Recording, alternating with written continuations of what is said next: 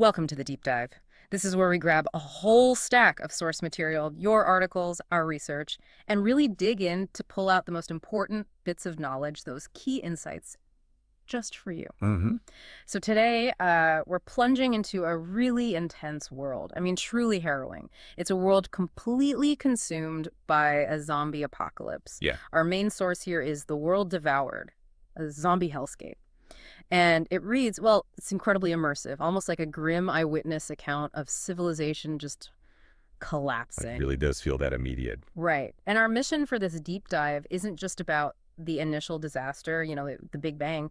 We want to explore how ordinary people are forced, really brutally forced to adapt. Yeah, how they survive day to day. Exactly, and how they form these unlikely alliances. And maybe the most chilling part, how they have to confront not just the monsters outside, but also the changes, sometimes horrifying changes happening inside themselves. And this source, it doesn't ease you in at all. It Yeah. just throws you right into it, doesn't it? With this really visceral opening scene. Oh, absolutely. You get that coppery tang of blood in the air, this awful soundscape, guttural roars, frantic screams, all in what used to be a quiet Boston suburb. It's jarring. Yeah. And that first image through Neali's eyes from his window, seeing a woman attacking a man, tearing at his throat. It's brutal. And then she turns, and the description is just a grotesque mask of rage and hunger, vacant eyes, blood everywhere. It's pure animal savagery right off the bat. Sets the tone immediately. It really does, and it hammers home how fast the everyday just disappears, becomes this nightmare. Exactly. And it wasn't just Boston, was it? The collapse was terrifyingly fast and global. Oh, yeah, completely global. Fragmented reports, panicked, hysterical, pouring in from everywhere. Tokyo, New York, Cairo, London, Sydney, Berlin. It's like a roll call of doom. Pretty much. It just underlines how sudden and overwhelming this thing was. And the nature of the infection itself. Hyper-aggressive seems almost like an understatement. Right. We learned victims turn in, like, minutes. From a bite, yeah, but even just a scratch or contact with bodily fluids. So basically any contact is potentially lethal. It's this incredibly rapid, all-consuming plague. So our first sort of guide into this hellscape is Neali. Right. And before the world, bled out, he was librarian Yeah. at a busy university library in Boston. Talk about a contrast. Exactly. His comfort zone was the hushed reverence of turning pages, the dusty scent of old knowledge. Life was about first editions, obscure historical texts. His biggest worries were probably what, overdue fines? That's literally what the text says. His greatest battles were overdue fines. It's almost darkly funny, the contrast with the reality he's dropped into.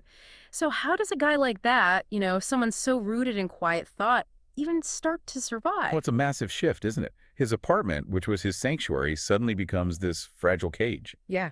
And the narrative shows how his days just blur into this mix of raw terror and gnawing hunger, Right. which forces him out. He has to raid his neighbors' places for anything. Yeah. Canned goods, water, and a rusty wrench. A wrench. Yeah, and those things become his treasures. It just instantly shows how value completely shifts when everything falls apart. And then he actually ventures out into the city streets for the first time. Which the source describes as a nightmare made real. Yeah. Overturned cars, smashed windows, and that awful stench of decay everywhere. And that's where he properly encounters them. The walkers, as he starts calling them. And the description is chilling. Cloudy eyes, mottled gray skin, mouths perpetually agape, revealing blackened teeth. Just horrible. It is. And it immediately brings up that question, right? How long can anyone actually last alone against that? Exactly. It seems impossible. Which leads us right into the next part of the story, because it's in this absolute hellscape that you see the first signs of, shared desperation and maybe eventually alliance. Right. Nelia runs into Lena. This is in a totally decimated grocery store. Oh, okay. She's described how you might expect, clothes torn, face smeared with grime. Right, the survivor look. Yeah, but it's her efficiency that's really striking and kind of chilling. We see her take down a walker with a hunting knife, just plunges it deep into the walker's skull with a sickening crunch. Wow. Quick and brutal. Very. It's a really fast, cold introduction to her character. Shows she's already adapted. She's competent in this new world. And her background explains some of that, doesn't it? She wasn't exactly unprepared for harsh realities. Not at all. She was a photojournalist, used to chasing conflict and crisis, just got back from a volatile assignment in rural Kentucky. So she's seen hardship, Probably danger, too. Definitely. And the text notes she trusted no one completely, Mm. measured every interaction by its usefulness. So not exactly a team player by nature then. Very independent. How does that affect things when they start grouping up? Well, it immediately creates this undercurrent of tension, which the narrative plays on really well, Hmm. especially when the next person joins them, Kai. Okay, who's Kai? They find him in a ransacked pharmacy, huddled amidst broken shelves and shattered bottles. Sounds terrified. Completely. Described as barely out of his teens, his face pale with terror, just clutching this tattered first aid kit. Ah, so maybe some medical knowledge. Exactly. His background is the complete opposite of Lena's. Yeah. He was a bright-eyed medical student from LA, full of naive optimism, wanted to heal people. Oh, wow. And the source says the most gruesome thing he'd encountered was a cadaver. So you've got this really vulnerable, compassionate person thrown into absolute savagery. That's a fascinating mix. Lena's like cold efficiency versus Kai, who's described as often being a trembling mess. Prone to uncontrolled sobbing when things get too intense. But he still brings something vital, right? That medical kit, basic care. Invaluable. Yeah, basic medical care, but also comfort. He becomes this sort of vulnerable anchor for the group. He's like the embodiment of the humanity they're trying not to lose. Almost the conscience of the group, maybe, in a world trying to strip that away. You could see it that way. Yeah. And then the final piece of this really unlikely team slots into place, Anya. Okay, how does she enter the picture? They find her in a ruined office building. And she's not hiding. She's surrounded by 4 of the infected, swinging a heavy fire extinguisher with incredible force. Whoa. So she's fighting back hard. Oh, yeah. And her movements are described as fluid, precise, like a seasoned combatant. She doesn't come across as a victim finding her feet. She's a force from the moment they meet her. And her background must explain that. Military. Bingo. Decorated veteran of multiple tours with the U.S. Army. Okay, that makes sense. She has this composure in the face of unimaginable horror. Sees everything through a cold, hard lens of tactical survival. And her leadership. Absolute, according to the text. Brooks, no dissent. So this group, it's really a mix, isn't it? Born purely out of necessity. You've got the scholar, the pragmatist, the healer, and the warrior. What happens when you lock those personalities together under that kind of pressure? Well, once Anya joins, things get even more intense. It really becomes a crucible. You feel that friction, right?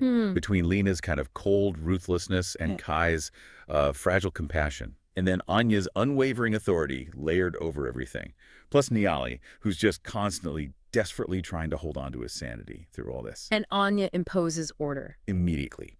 Strict routines, defined roles, trying to build some kind of fragile structure in the middle of total chaos.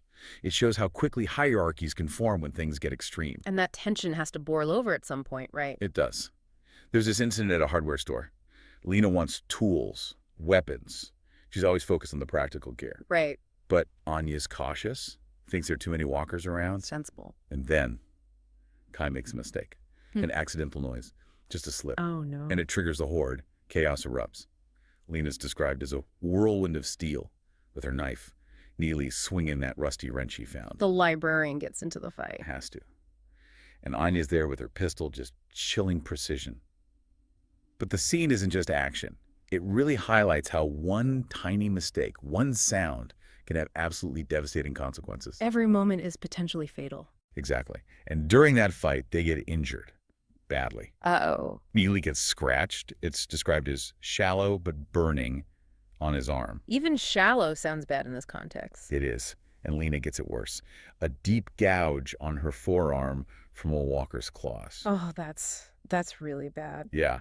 And this forces this horrible realization onto the whole group. Even the smallest breach in the skin could be a death sentence. So surviving the fight doesn't mean you've survived. Not at all. It's a constant lingering threat. And the outcome for Lena after that scratch, it must be devastating for everyone. It is. It's profoundly impactful. The narrative describes her decline really starkly.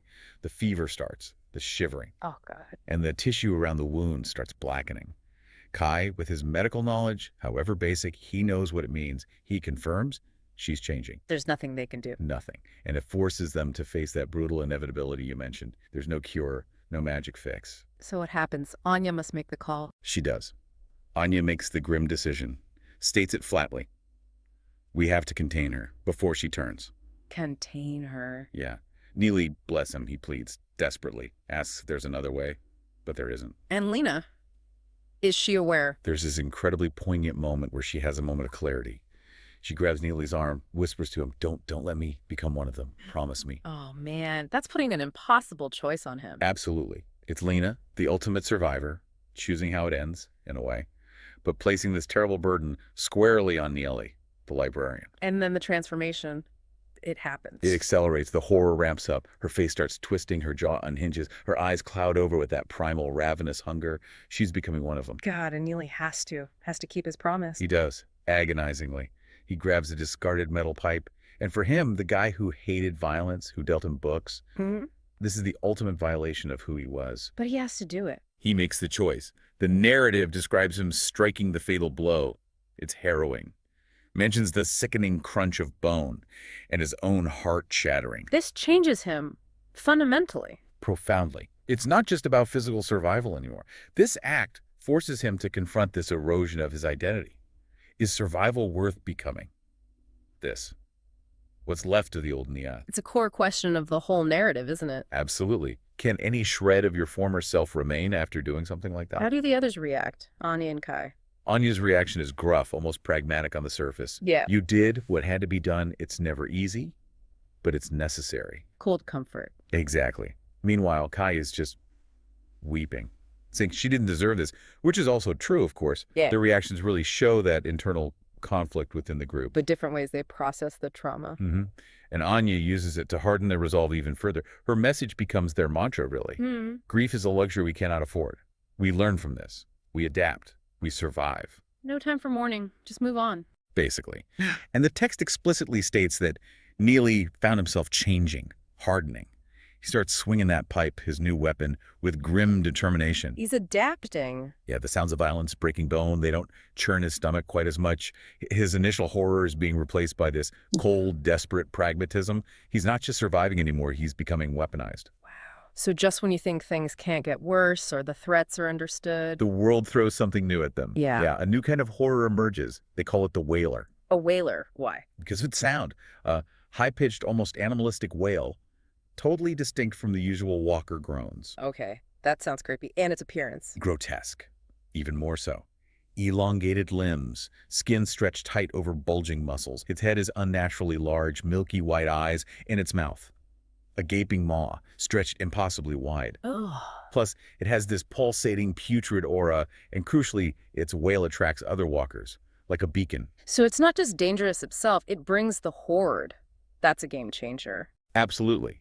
It signals a shift. The threats aren't static, they're evolving. How does Anya react, the seasoned veteran? Even she shows a rare hint of dread. She immediately identifies it as a variant, faster, stronger than anything they faced.